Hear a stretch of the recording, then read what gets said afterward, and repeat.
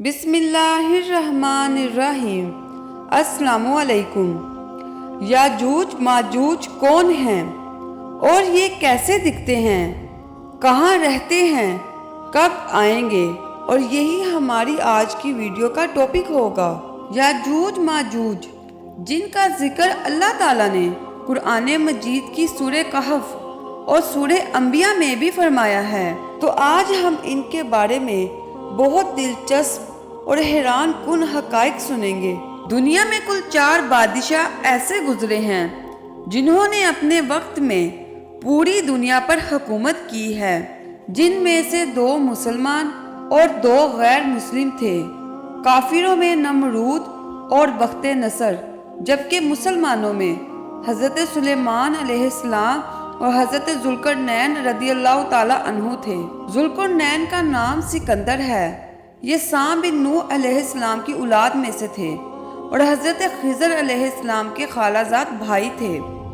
آپ نے حضرت ابراہیم علیہ السلام کے ہاتھ پر اسلام قبول کیا اور کئی سال ان کی صحبت میں رہے۔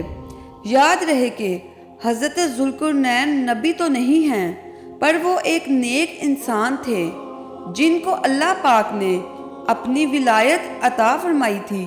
قرآن مجید کی سورہ کہف میں حضرت ذوالقرنین کے 3 سفروں کا حال بیان ہوا ہے۔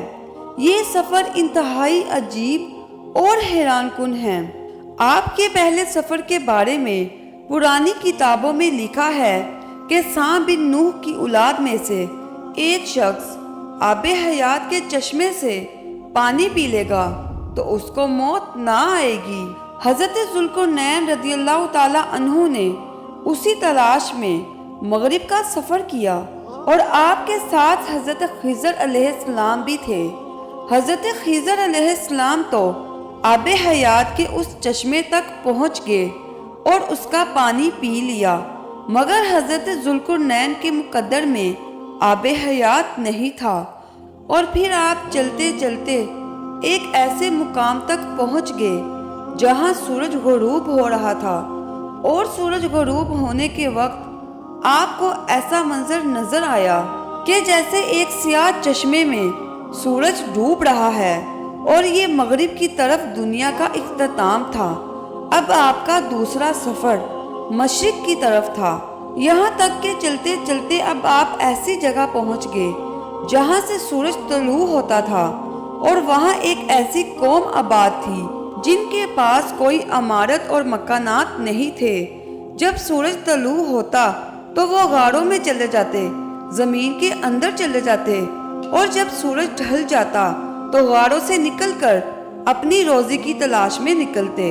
اب آپ کا تیسرا سفر شمال کی جانب تھا، یہاں تک کہ آپ سدین یعنی 2 پہاڑوں کے درمیان میں پہنچے تو وہاں بھی ایک ایسی قوم آباد تھی جو عجیب و غریب زبان بولتی تھی۔ ان لوگوں کے ساتھ اشاروں سے بمشکل بات چیت کی جا سکتی تھی۔ ان لوگوں نے حضرت ذوالقرنین سے یاجوج ماجوج کے مظالم کی شکایت کی اور آپ سے مدد مانگی کہ آپ ہمیں ان ظالموں سے بچائیں۔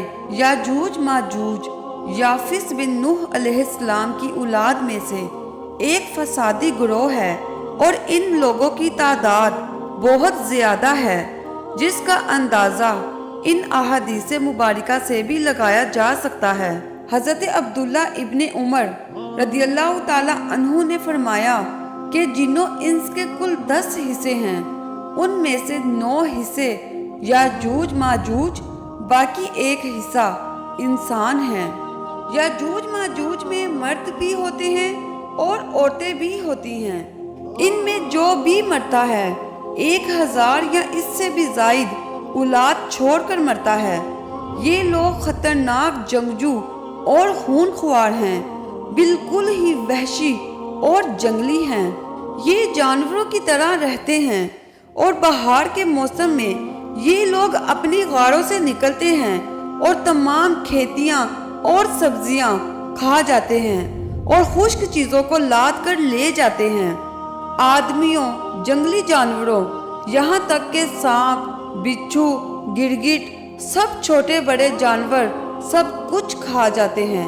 جب حضرت ذوالقرنین سے لوگوں نے فریاد کی کہ آپ ہمیں یاجوج ماجوج کے مظالم سے بچائیں، چاہے اس کے بدلے آپ کچھ مال بھی لے لیں، تو حضرت ذوالقرنین نے کہا کہ میرے پاس اللہ کا دیا بہت کچھ ہے، تم بس میری مدد کرو تاکہ میں ان دو پہاڑوں کے درمیان ایک دیوار بنا سکوں۔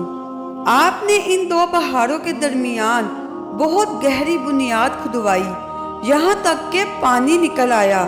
پھر آپ نے اس پر پگھلائے ہوئے تانبے کے غارے سے پتھر جمائے اور لوہے کے تختے اوپر نیچے لگا کر ان کے درمیان لکڑی اور کوئلہ بھروا دیا اور اس میں آگ لگوا دی، اور یہ دیوار پہاڑ کی بلندی تک اونچی کر دی گئی، اور اس طرح یہ دیوار نہایت ہی مضبوط اور مستحکم بن گئی۔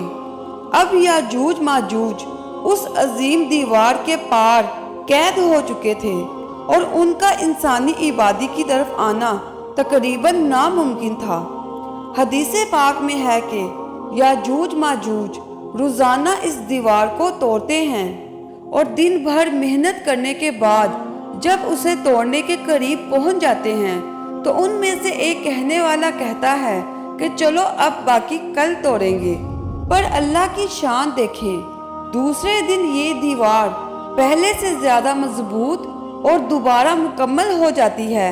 لیکن ایک دن ایسا آئے گا جب اللہ پاک کی یہ رضا ہوگی کہ قیامت سے پہلے یہ باہر نکل آئیں، تو انہی میں سے کوئی شخص کہے گا کہ اب انشاءاللہ کل اس دیوار کو توڑیں گے، اور جب دوسرے دن وہ آئیں گے تو وہ دیوار اتنی ہی ہوگی جتنی وہ چھوڑ کر گئے تھے، تو انشاءاللہ کی برکت ظاہر ہوگی اور یہ دیوار ٹوٹ جائے گی اور ان کا خروج ہوگا۔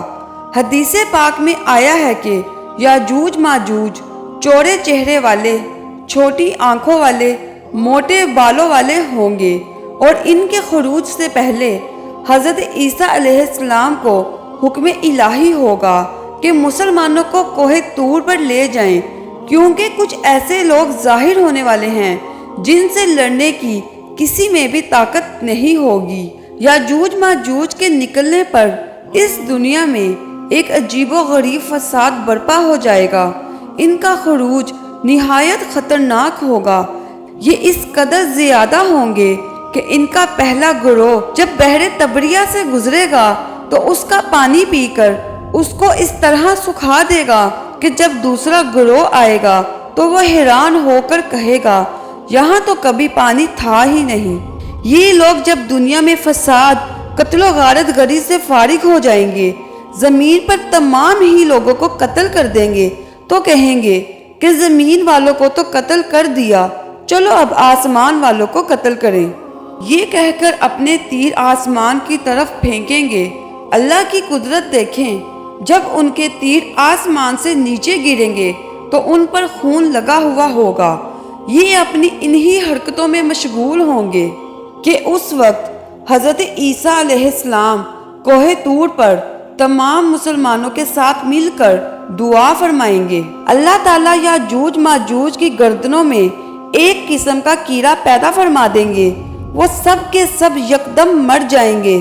ان کے مرنے کے بعد حضرت عیسیٰ علیہ السلام پہاڑ سے نیچے تشریف لائیں گے اور دیکھیں گے کہ تمام زمین لاشوں سے بھری پڑی ہے اور ایک بالش جگہ بھی خالی نہیں ہوگی اور بہت بدبو ہوگی۔